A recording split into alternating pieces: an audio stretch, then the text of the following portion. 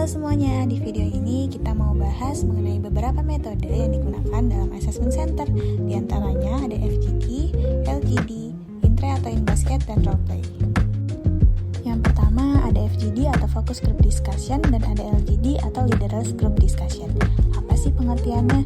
Nah, keduanya merupakan uji kompetensi dalam bentuk pertukaran ide, pendapat, informasi, ataupun pemecahan kasus mengenai sejumlah topik atau isu yang dilakukan oleh anggota dalam suatu diskusi atau interaksi kelompok. Lalu, apa sih perbedaannya?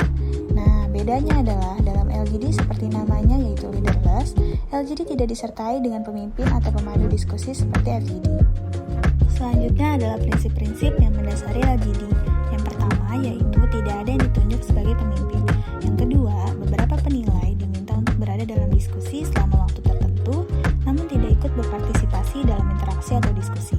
Dan yang ketiga, 2 atau lebih penilai mengamati interaksi kelompok dan menilai setiap anggota melalui daftar periksa yang mencakup inisiatif, keefektifan dalam penyajian ide, dan lainnya. LGD sendiri bertujuan untuk menggali potensi masing-masing peserta dengan melihat kemampuannya dalam hal kepemimpinan, cara berkomunikasi, kemampuan bekerja sama, dan stabilitas emosi peserta seleksi dalam suatu kelompok diskusi.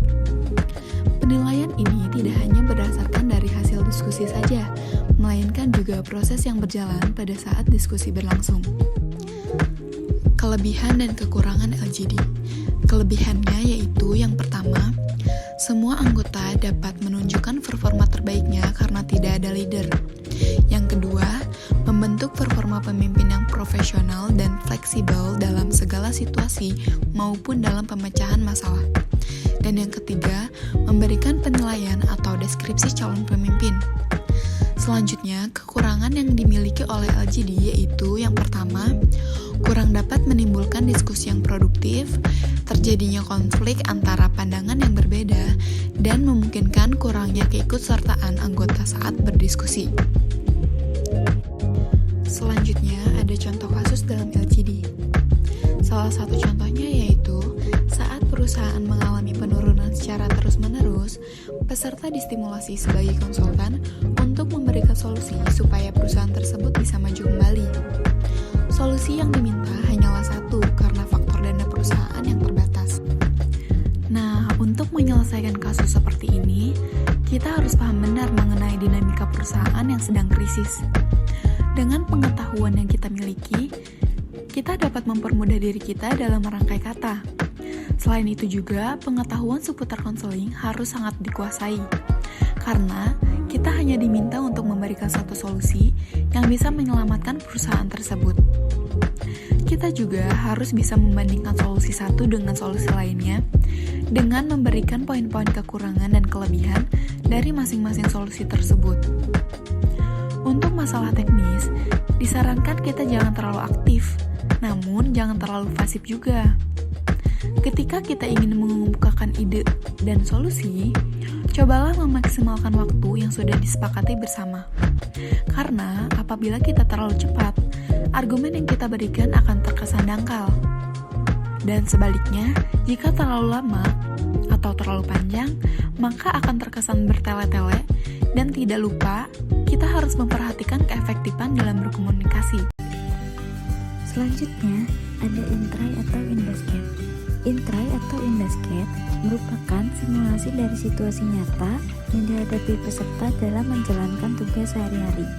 Bentuk dari simulasi ini adalah kumpulan memo atau dokumen kerja yang harus direspon oleh peserta. Peserta diminta mencermati setiap memo dalam Intrae atau In Basket untuk mengidentifikasi permasalahan dan hubungan antar memo. Kemudian, peserta diminta untuk menyimpulkan permasalahan secara keseluruhan dan merencanakan alur tindakan untuk mengatasi permasalahan tersebut.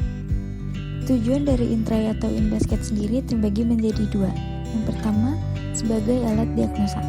Latihan ini mengandung informasi tentang bagaimana individu menangani urutan permasalahan dalam situasi tertentu, dengan persyaratan khusus dan merupakan ukuran atas potensi dan kompensasinya.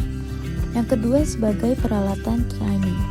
Latihan ini bisa dipakai untuk membantu individu mengenal perencanaan organisasi dan kebiasaan administratif di mana keterampilannya perlu diperbaiki. Begitu juga kesempatan melatih keterampilan tersebut dalam situasi di mana bisa mendapatkan umpan balik terhadap penampilannya. Kelebihan dan kekurangan dari intray atau in-basket. Kelebihannya yang pertama, permainan ini bisa dirancang pada kegiatan yang merupakan bagian dari posisi eksekutif manapun untuk memberi tekanan pada beberapa aspek dalam penampilan mereka. Yang kedua, bila untuk mengembangkan kemampuan hubungan masyarakat, intray atau in-basket dititik beratkan pada konflik pribadi, sedang tanggung jawab lain dikurangi sampai minimum. Yang ketiga, intray atau in-basket bisa diterapkan pada tingkatan posisi bagi siapa training tersebut diarahkan. Bila supervisor pertama diikutsertakan, problemnya dibuat untuk memperkuat pelayanan. Kekurangan dari intray atau in-basket, yang pertama, teknik ini mengalami kesulitan. Yang kedua, intray atau in-basket berbentuk permainan peran. Yang ketiga, intray atau in-basket pada dasarnya cara individual. Contoh dari intray yaitu membuat agenda kerja selama 3 minggu ke depan, membuat prioritas to-do list, dan membalas email atau surat atau memo. Implementasinya, intray untuk departemen operasional, Anda sudah dibagikan selembar kertas kerja dan 1 paket intray. Saat ini Anda adalah sebagai seorang karyawan, disesuaikan dengan jabatan target. Pada hari pertama Anda kerja, Anda dihadapkan setumpuk memo di meja Anda. Tugas Anda yang pertama, baca intray atau kartu-kartu atau memo-memo tersebut. Kemudian Anda diminta untuk memprioritaskan permasalahan-permasalahan yang harus Anda dahulukan. Permasalahan-permasalahan yang Anda temukan bisa Anda tulis di kolom A kertas kerja. Tapi, bukan berarti setiap kartu mempunyai satu masalah. Untuk pengisian kolom A, apakah ada pertanyaan? Jika tidak, saya akan melanjutkan instruksi yang selanjutnya. Untuk kolom B, Anda diminta untuk menganalisa permasalahan-permasalahan tersebut dan mencari akar permasalahan dari masalah-masalah dari kolom A. Apakah ada pertanyaan untuk pengisian kolom B? Jika tidak, saya akan melanjutkan instruksi selanjutnya. Untuk kolom C, Anda diminta untuk mengambil tindakan terhadap permasalahan yang sudah Anda temukan. Untuk kolom C ini, Anda diminta untuk bermain peran sebagai atasan Anda, sebagai target yang Anda tuju sekarang. Dalam penyelesaian masalah tersebut, untuk pengisian kolom C, apakah ada pertanyaan? Jika tidak ada pertanyaan, Anda bisa mengerjakan mulai dari sekarang. Waktu untuk mengerjakan tugas ini selama 1 jam. Untuk pengerjaan intray menggunakan lembar kertas transparansi. Hal ini digunakan untuk mempermudah peserta dalam presentasi di hadapan panelis. Selanjutnya, roleplay. Roleplay merupakan salah satu metode dalam assessment center. Roleplay atau bermain peran pada dasarnya adalah sebuah tindakan pencarian fakta, pengambilan keputusan, atau negosiasi. Pilihan settings, roles, ataupun output tergantung pada analisis dari pekerjaan. Hal tersebut dapat menambahkan realisme meskipun mungkin memakan waktu. Selanjutnya prosedur roleplay. Yang pertama, asesi akan memainkan peran sesuai dengan instruksi. Lalu yang kedua, asesi diberi waktu untuk mempersiapkan diri selama 15 sampai dengan 30 menit. Lalu yang ketiga, asesi memainkan peran selama 10 menit. Lalu yang keempat, asesor berperan sebagai observer dan mencatat semua perilaku yang muncul pada asesi. Selanjutnya, ada contoh sederhana roleplay. Jadi, asesi akan diberikan lembar yang berisikan peran yang akan dimainkan dan target atau tujuannya. Kemudian, asesi akan berhadapan dengan tim assessment center. Lalu, tim assessment center sudah menyiapkan skenario yang akan dipegang oleh pemeran dari tim assessment center.